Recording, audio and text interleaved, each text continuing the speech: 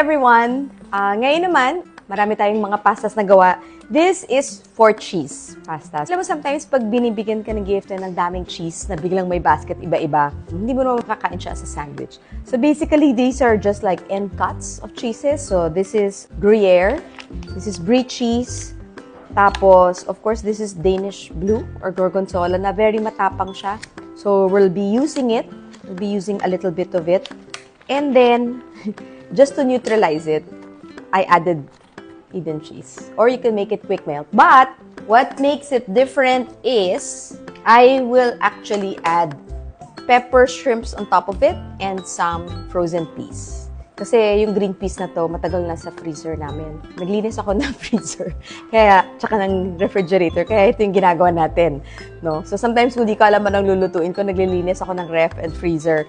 And then, naiisip ko how to combine ingredients. And that's how I come up with ideas, diba, of what to buy. Kasi minsan, it's healthy to do that. Kaysa maglista ka ng gusto mong recipe gawin, tapos i-grocery mo or ipapalengke mo.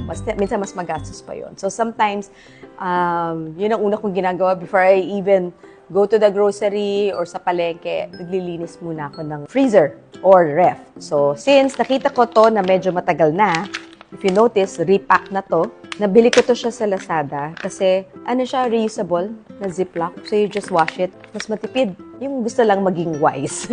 Maging penny wise. Pero yung mga gusto gumastos, sige, game. Bahala kayo dyan. Gamitin yung Glad Wrap. But I use this because it's reusable. And then frozen peas. So let's start cooking. So before we start and making the cheese sauce, I will use first the shrimp. No? We'll blacken it. You lightly coat it lang. So when you say lightly coat, you're just brushing the pan. Why do I want it lightly coated? Kasi I want the effect of I'm grilling the shrimps, no? I mean, sa totoong buhay lang, tinatamad na ako. Buksan pa yung griller, magpa-init ka pa ng uling, forget it, di ba? Parang sobra-sobra siya. Like what I said, it's pepper. So I will fill it up. So when we lay out our shrimps, andun na yung ating pepper. So this is like just ground and 3 color pepper. There you go. Bango. Okay, so there.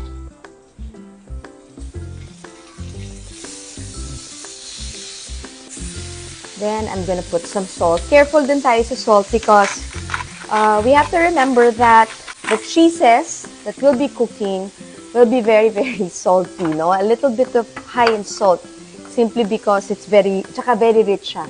So what we're after, and why am I mixing it with some shrimps, is the contrast. So I wanted peppery, a little bit of peppery, kasi nga, expect the pasta to be creamy and very rich, no? In sauce. So that's what we want to be. So there. So I feel it's not peppery enough. I just want it to be coated with pepper. You can also add some paprika. It is a form of pepper as well. Sort of, same family. There. So it will be very colorful. So, just add a little bit of oil. Just to make sure it's fully cooked. Okay, then this one, there's the pasta. So you can use penne or whatever you feel like. Okay, so here. So same pan. I'm using the same pan. Yeah. So that's the frozen piece. Niluto ko lang siya. And then we're gonna add it to the pasta later on. Okay. So here, a little bit of oil. So this one, you'd want it to do it on low fire. Onions lang.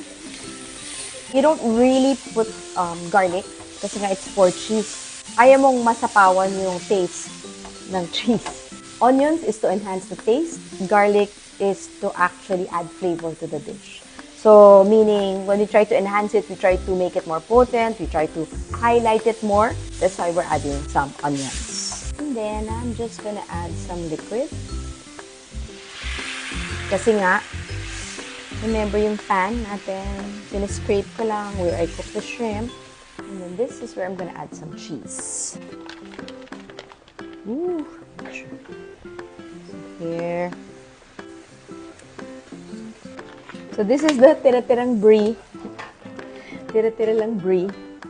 So I'm just gonna add more liquid. Then at this point, I'm gonna start using this to stir it. See? So it's melting away. Look at it. That's why linagay ko siya sa low fire. No? And then I use it with a non-stick pan. So maraming non-stick pan.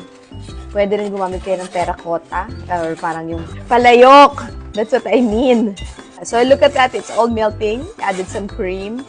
So again, low fire ha. I'm just reminding everybody. Ito yung Eden cheese. Diba? Or yung quick melt. Hindi ko alam paano explain, pero it's my neutralizer. It's like how the mozzarella works, diba? Sometimes it's a very flat flavor, very neutral, pero it adds texture. But syempre, okay na yung quick melt.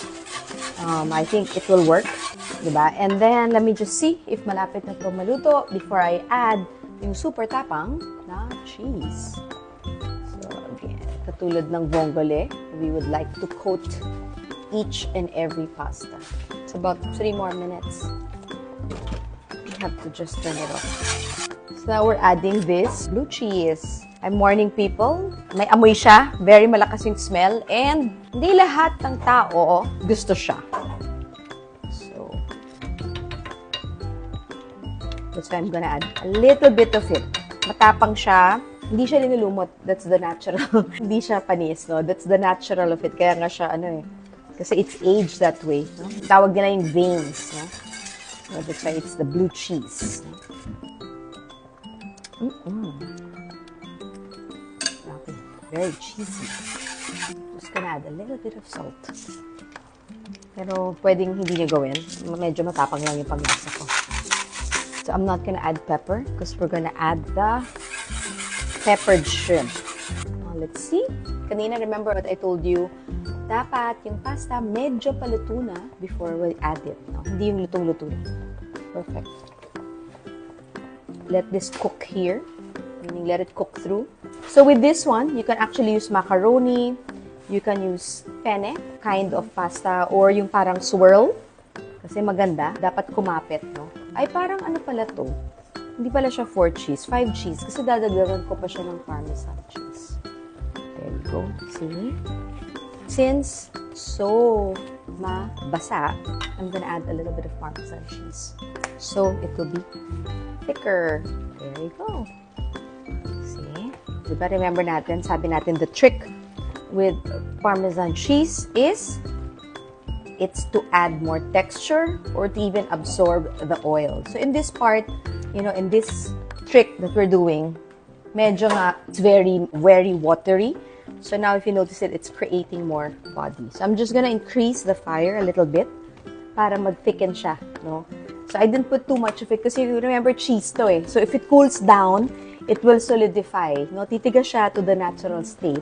So magiging mas makapal. So look at it, tinaas ko yung fire, medyo bumibigat siya. Then I'm gonna add this. Ay.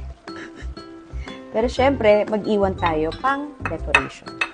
So there. So later, I'm gonna leave it medyo basa-basa because once it cools down, titigas siya. Kasi nga, it's for cheese. There you go. Oh my God, ang sarap. I can smell it. I can smell the blue cheese. Sabi siyang ma-sauce. Parang may color contrast. Yan ha. The green actually adds texture. Cheese, cheese, cheese. There you go. And that's your 4+1 cheese pasta because we added with some pepper shrimps and green peas. See? Look at it. See? Hindi na. The texture of the sauce actually became thicker and mabigat because it's starting to cool down. Ready to serve!